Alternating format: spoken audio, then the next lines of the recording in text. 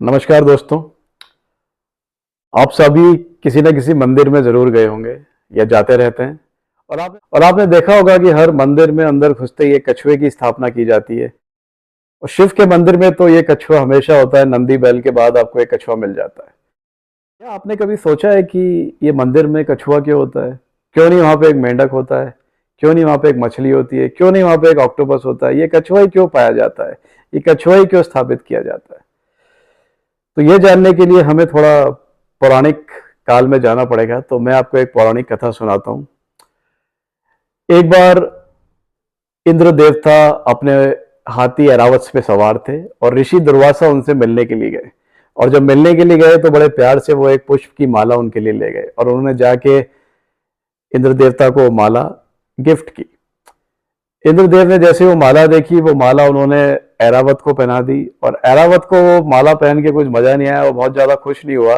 उसने वो माला जमीन पे गिरा दी, उसको पैरों से रौंद दिया। ये देख के दुर्वासा ऋषि बहुत ही गुस्से में आ गए।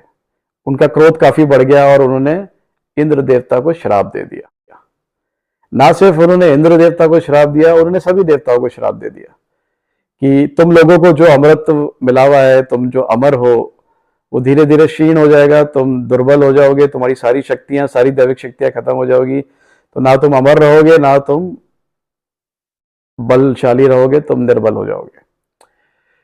ये कह के वो चले गए। उसके बाद जितने भी युद्ध देवताओं ने असुरों से लड़े, वो सारे युद्ध देवता हार गए, क्योंकि वो सब दुर्बल हो चुके थे, उनकी सब शक्तियां चली गई थी और अब वो अमर भी नहीं रहे थे, तो मरने भी लगे थे। ये सुनकर, ये देखकर देवताओं में हड़कंप मच गया। वो घबराए हुए भागे हुए विष्णु देव जी के पास गए और विष्णु जी को बोला, विष्णु भगवान कुछ करिए, ऐसे तो हम खत्म हो जाएंगे, हमारा वंश ही खत्म हो जाएगा और इस पूरी सृष्टि पे सिर्फ असुरों का राज रहेगा। तो विष्णु भगवान ने बोला कि आप चिंता ना करें, आप समुद्र में एक मंथन करें, आप मंदार पर्वत की मदद लें, आप वसु की नाक को एक रस्सी की तरह यूज करें इस मंथन करने के लिए। जब आप मंथन करेंगे तो उसके अंदर से अमृत निकलेगा, वो पी के आप फिर से अमर हो जाएंगे, आपकी दिव्य शक्तियां, आपकी सब शक्तियां वापस हो जाएगी और आप फिर से असुरों को लड़के मार सकेंगे। ये सुन के देवता बहुत खुश हो गए। उन्होंने मंदार पर्वत से प्रार्थना की कि आप आइए। मंदार पर्वत समुद्र के बीच में आ गए थे। वसु की नाग भी पर्वत समुद्र के बीच में आ गए थे। वसु की नाग भी आ चुके थे रस्सी के रूप में। तो देवताओं को लगा कि ये अकेले हमारे बस की बात नहीं है, इसमें हमें असुरों की भी मदद लेनी पड़ेगी। तो उन्होंने असुरों को कोई कहानी सुना के उनको भी बुला लिया कि आप मंथन में हमारी मदद करिए। तो एक तरफ देवता जो है वो रस्सी पकड़ के वासु की नाक को पकड़ के खड़े थे, दूसरी तरफ असुर उसको खींच रहे थे। मंथन शुरू हुआ। जब मंथन शुरू हुआ, जोर अजमाइश हुई, तो मंदार पर्वत धीरे धीरे समुद्र में डूबने लगा, नीचे जाने लगा। तो ये देख के फिर से देवता घबरा गए, फिर से विष्णु जी के पास गए, बोले भगवान वो पत्थर, वो पर्वत तो नीचे डूब रहा है, अगर वो डूब गया तो सब अनर्थ हो जाएगा और ये मंथन में नहीं हो पाएगा। तो विष्णु भगवान ने, आप सबको पता है कि 10 अवतार लिए थे, तो विष्णु भगवान ने उस समय अपना दूसरा अवतार लिया, जिसको कुर्मम अवतार कहते हैं। और वो एक कछुए के रूप में उस पर्वत के नीचे आके बैठ गए। उस पर्वत का पूरा भार उन्होंने अपने शैल पे, अपने खोल पे ले लिया। और फिर वो मंथन हुआ, और जब मंथन हुआ तो आप सबको पता है कि 14 तरह की चीजें निकली, लास्ट में एक अमृत का कलश निकला। फिर से झगड़ा हो गया असुरों में और देवताओं में, जब असुरों को पता चला कि इसमें अमृत है, और असुर वो कलश लेके भागने में सफल हुए। फिर से देवता घबरा गए कि असुरों ने अगर ये अमृत पी लिया तो फिर क्या होगा। फिर भागे भागे विष्णु जी के पास गए। फिर आपको पता है कि विष्णु जी ने मोहिनी का रूप धारण किया और जो अमृत था वो देवताओं को दिया, और अब देवताओं ने वो जब अमृत पिया तो फिर से उनकी दिव्य शक्ति वापस आ गई और वो अमर हो गए। तो ऐसा कहा जाता है कि आज भी जो कुर्मम अवतार है, जो कछुआ है, उसके खोल पे हाथी खड़े हैं और उन हाथियों की पीठ पे पूरी सृष्टि, पूरी पृथ्वी लोग उस पे विराजमान है।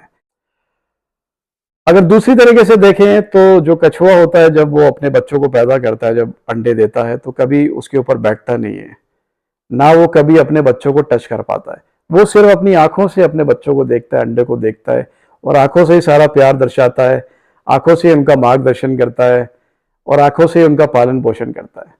इसी तरह ये माना जाता है कि भगवान जो है वो हमें अपनी आंखों से देखते रहते हैं, हमें मार्गदर्शन करते रहते हैं, हमको प्यार लुटाते रहते हैं, और हमें ऐसा एहसास ही नहीं होता कि कोई हमें टच कर रहा है। सिर्फ हमें एक फीलिंग होती है कि कोई तो है जो हमको देख रहा है, कोई तो है जो मार्गदर्शन कर रहा है, कोई तो है जो हम पे प्यार लुटा रहा है। तो एक कछुए का महत्व ये भी है, इसलिए कछुए की स्थापना मंदिर में की जाती है। तीसरी जो कहानी है वो ये है कि एक बार कैलाश मानसरोवरों पे शिव जी ने अपने यहाँ पर एक सभा रखी।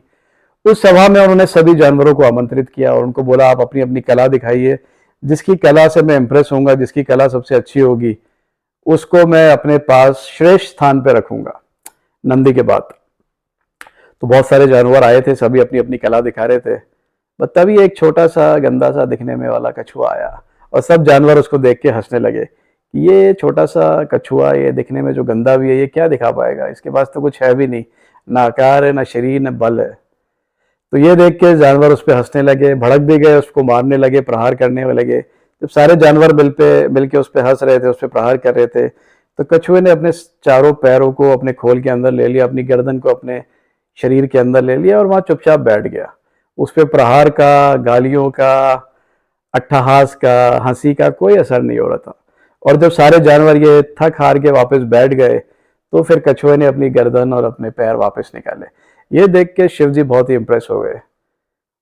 बोले ये जो कला है इस जीव की, ये कला किसी के पास नहीं है, तो आज मेरे पास इसको मैं श्रेष्ठ स्थान देता हूँ, नंदी के बाद हमेशा ये विराजमान रहेगा। इसलिए हर शिव मंदिर में आप देखेंगे कि जैसे आप घुसते हैं सबसे पहले नंदी होता है, फिर एक कछुआ होता है, उसके बाद शिव जी की मूर्ति होती है। चौथी ये मान्यता है कि आप जब किसी मंदिर में जाते हैं दर्शन के लिए, तो आप चाहते हैं कि आप भक्ति में जाएं, आप भगवान में हो जाएं या शिव में हो जाएं, लेकिन ऐसा हो नहीं पाता है।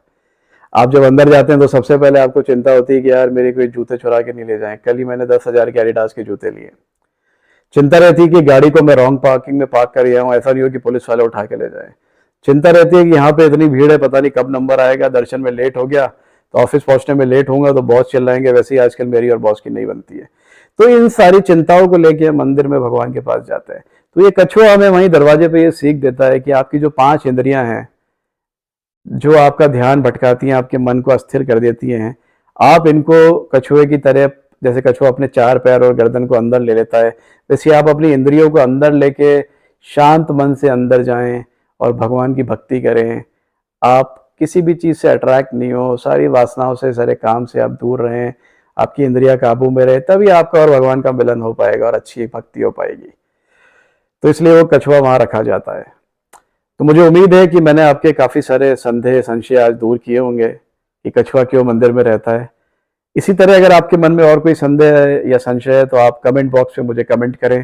मैं फिर से हाजिर होऊंगा इसी तरह की कहानी और ज्ञान लेके आपके लिए, और कोशिश करूंगा कि इस तरह के संदेह, इस तरह के संशय मैं आपके मिटाते रहूं।